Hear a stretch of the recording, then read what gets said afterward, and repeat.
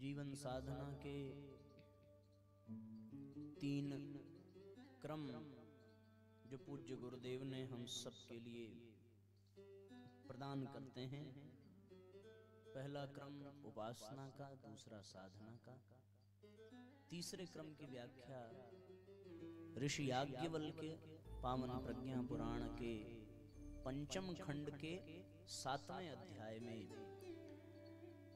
59वें श्लोक से प्रारंभ करते हैं।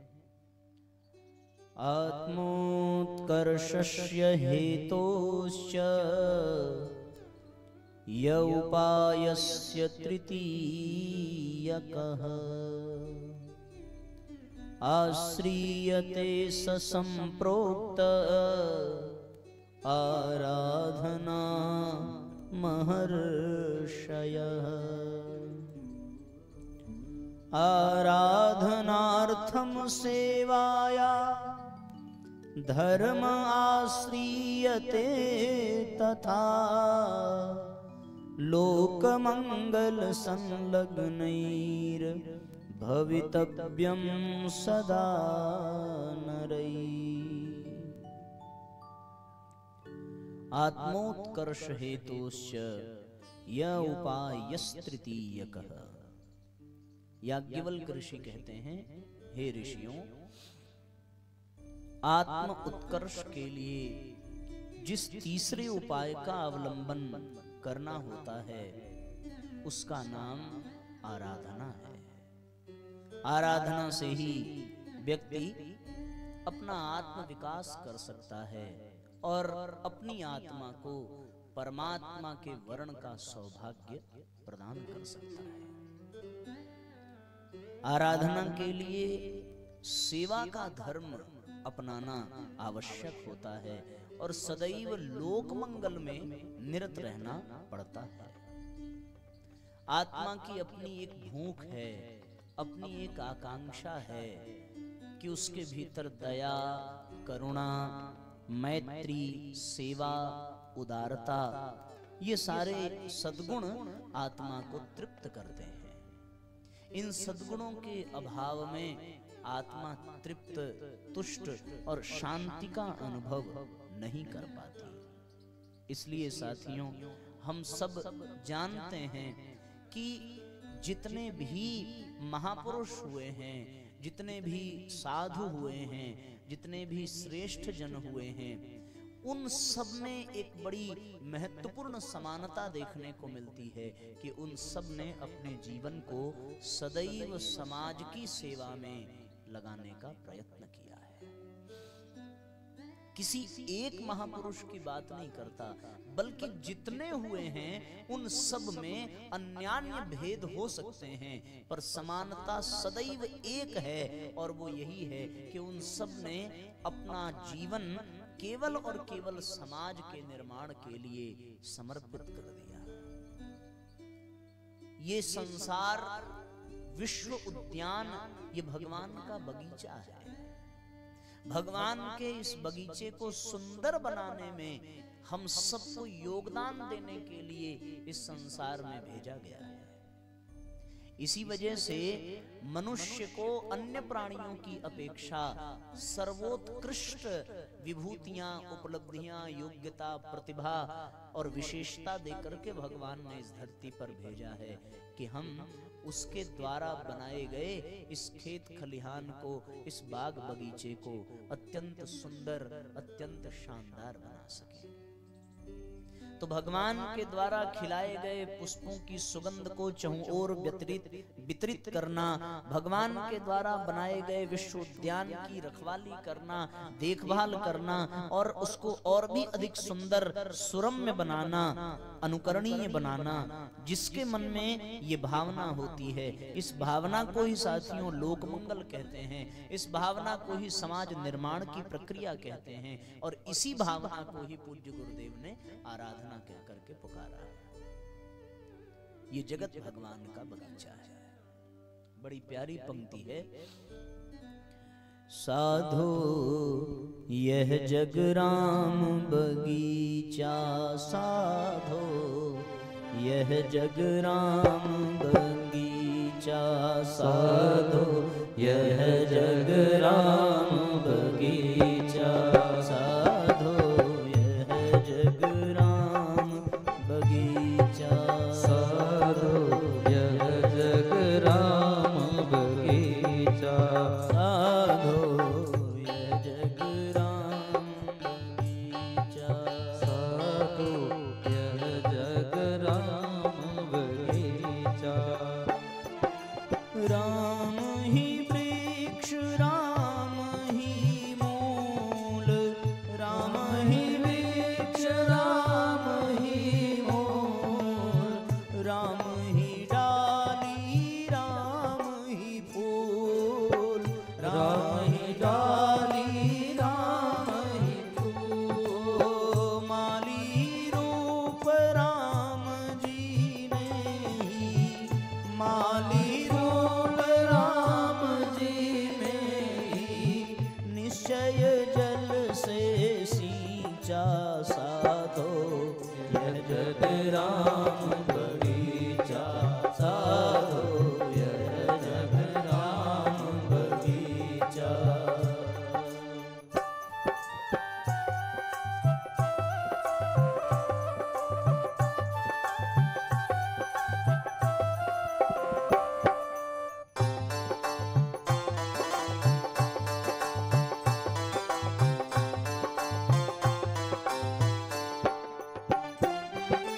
भीतर एक अनेक है बाहर, भीतर बाहर एक बराबर। भीतर बाहर एक बराबर। भीतर बाहर एक बराबर। भीतर एक अनेक है बाहर, भीतर बाहर एक बराबर। भीतर बाहर एक बराबर। मिला मरम गुरु ज्ञान कैमरे, मिला मरम गुरु ज्ञान कैमरे, से जब फोटो खींचा। साधो यह जग राम बगीचा। साधो यह जग राम बगीचा। साधो यह जग राम बगीचा।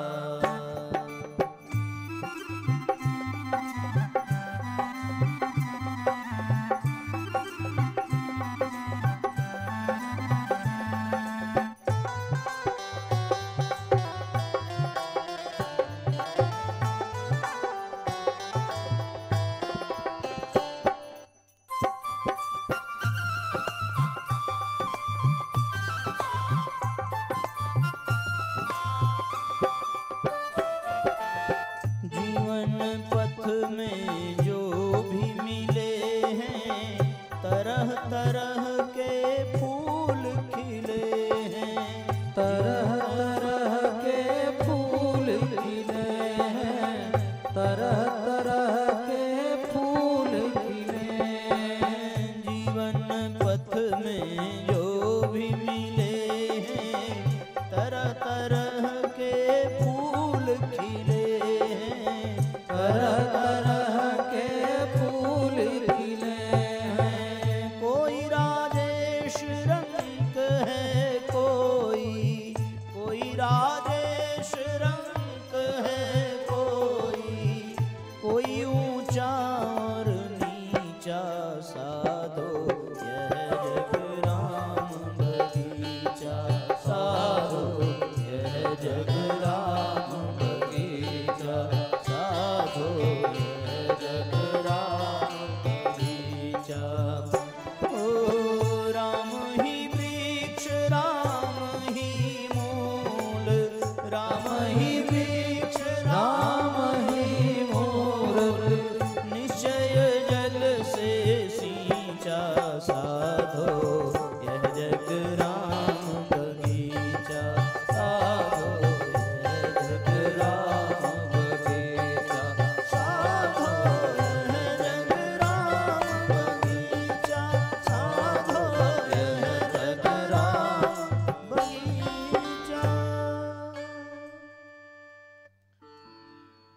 भगवान के द्वारा बनाया गया, भगवान के द्वारा सजाया गया ये बगीचा है। और मजे की बात यह है कि इस बगीचे में भगवान के सिवा कोई दूसरा नहीं है। राम ही वृक्ष, राम ही मूल, राम ही डाली, राम ही फूल, राम ही माली बन करके राम को ही सींचते हैं। ये बहुत व्यवहारिक बात है, इसमें कोई अलंकारिता का वर्णन नहीं है।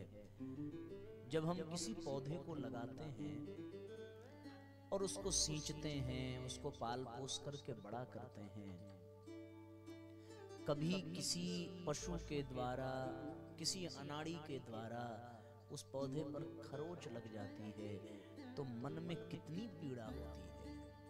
ऐसा प्रतीत होता है जैसे हमारे ही ऊपर किसी ने वार कर दिया। अगर ये आत्मीयता चलो पौधे के साथ नहीं है तो अपने पुत्र अथवा अपनी संतान को लेकर के ही चिंतन किया जाए। संतान भी तो हमारा तरु है, तरुपुत्र है। उसका रोपण किया गया, उसको पाल पोस करके बड़ा किया गया, उसको तकलीफ हो तो अपने ऊपर क्या बीतती है। बस यही आत्मीयता जब मुखरित हो जाती है तो फिर हर कण में राम के सिवा दूसरा कोई दिखता नहीं है। इस संसार को भगवान का मान करके और भगवान की सेवा में लगना।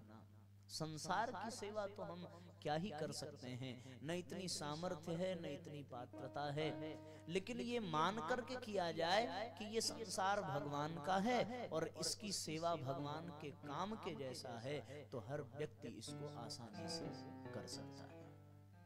ईश्वर का मान करके करना। कभी कोई मकान का मालिक किसी कारणवश किसी निमंत्रण में अथवा किसी आकस्मिक घटना की वजह से अचानक उसको कहीं दूर जाना पड़े और अपने बच्चों को छोड़ करके जाना पड़े, तो कुछ ऐसे होते हैं जो अपने पड़ोसियों पर विश्वास करके अपने बच्चों को सुपुर्द करके जाते हैं कि भाई 2-3 दिन के लिए हमें जाना है, आप जो है इनकी देखभाल करिए। अब वो पड़ोसी यदि इनको प्रसन्न करना चाहता है तो इनकी अनुपस्थिति में किसकी सेवा करेगा? उन बच्चों की ही सेवा करेगा। वो बच्चे इनके वापस आने पर जब बखान करेंगे तब इनको प्रसन्नता मिलेगी कि भाई हम पड़ोसियों ने हमारे बच्चों का बहुत ध्यान रखा। उसी प्रकार भगवान इस संसार का निर्माण करके ये माना जाए कि वो कहीं किसी आवश्यक कार्य से यात्रा पर हैं और उनकी अनुपस्थिति में हमें इस संसार की देखभाल और सेवा करने का उत्तरदायित्व दिया गया है।